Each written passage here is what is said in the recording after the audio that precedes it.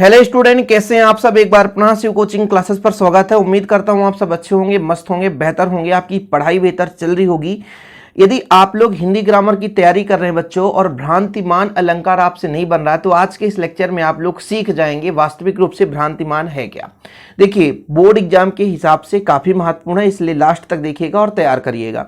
भ्रांतिमान अलंकार, किसी भी चीज को याद करने या पढ़ने से पहले उस शब्द का अर्थ निकालें।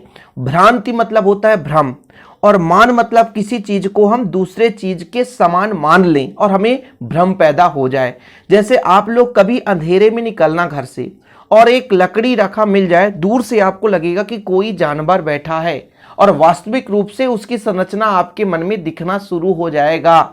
यदि मान लीजिए किसी छोटे पौधे को ही आप देख लो और ऐसा लगे कि वहां पे कोई जानवर खड़ा है, तो फिर आपके मन में ऐसा भी प्रतीत होने लगेगा वास्तविक, हाँ उसका पूंछ दिख रहा है, उसका आंख दिख रहा है। मतलब किसी दूसरे वस्तु को आप दूसरे से तुलना कर लो और आपके मन में क्या हो जाए, भ्रम पैदा हो जाए। वहां पे होता है भ्रांतिमान अलंकार। देखिए, अलंकार होता है क्या है, काव्य की शोभा बढ़ाने वाले शब्दों को हम अलंकार कहते हैं।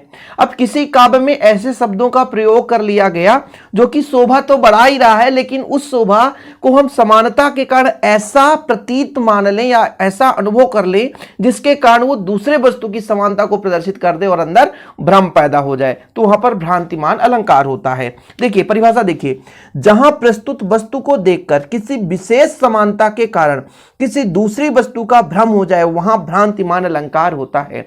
यदि एग्जाम में पूछा जाता भ्रांतिमान अलंकार, तो बस परिभाषा ऐसे ही लिखना है, कहीं अलग से आपको ढूंढ के नहीं लाना है।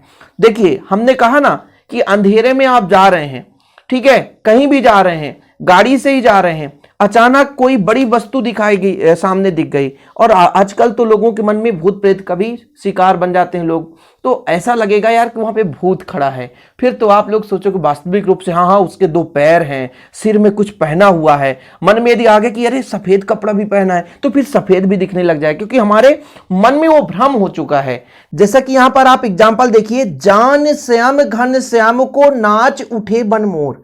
मतलब जो वन में मोर होते हैं वो घन श्याम मतलब बादल को श्याम मान लिए, श्याम मान करके वो नाच उठे। समझ रहे हैं? तो यहां पर आपका हो जाएगा भ्रम। जानी श्याम घन श्याम को नाच उठे बन मोर, अर्थात घन श्याम बादल को श्याम जानकर जंगल में मोर नाचने लगते हैं। तो ये यहां पर भ्रांतिमान अलंकार हो जाता है।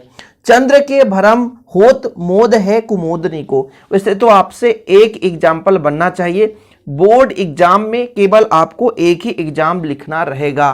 तो भ्रांतिमान अलंकार ऐसे कभी कभी प्रश्न दे दिए जाते हैं कि निम्नलिखित में से कौन सा अलंकार है, तो शब्द का अर्थ पहले निकालिए। वास्तविक रूप से उस काव्य में क्या कोई भ्रम पैदा हो रहा है? यदि भ्रम पैदा हो रहा है तो वहां पर भ्रांतिमान अलंकार होता है।